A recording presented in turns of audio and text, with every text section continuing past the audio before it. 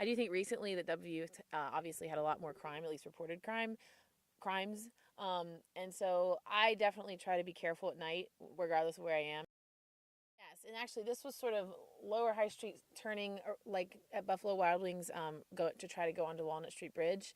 Some guys started heckling and like sort of like not just like politely complimenting me or like calling me nice names. It was like kind of wolfish, if you will. And I just kept walking and ignored them, and they kind of like followed me a little bit and kept doing that. And I was actually by myself, but I was walking a very short distance. It wasn't night, and I'll never do it again because I did feel unsafe.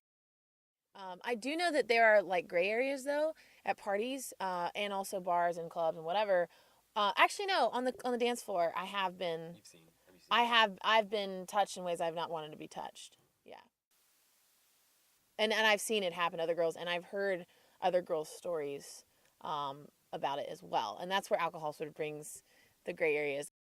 There's this thing called the Green Dot program, and it basically covers the fact that like it emphasizes the fact that oftentimes at parties when a girl's really drunk and like a guy will bring her upstairs and she doesn't even realize what they're doing, and the next morning she's like, wow, okay, she might have been quote unquote consenting, but she was so drunk that you can't possibly be actually in your right mind consenting when you're that drunk. So there are sort of gray areas and discrepancies that people don't really like. She might say yes, but it's like a very, very altered yes. And so, like, I know that that's an actual problem, and I have seen that happen as well. A green dot is when you replace what would be in this instant a red dot.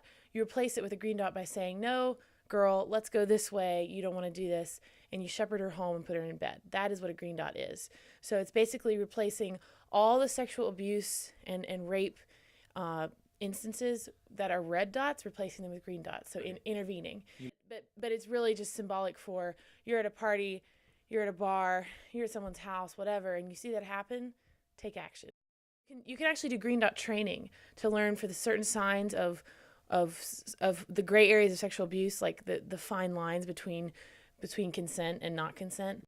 And so you have these dots in different places, and you have all these little green dot SWAT teams, if you will, out there, and they report it once they've done it, and you replace it's more symbolic than anything, but it is based on a map, and just having people out there like sort of incognito, just watching, making sure that it's not happening.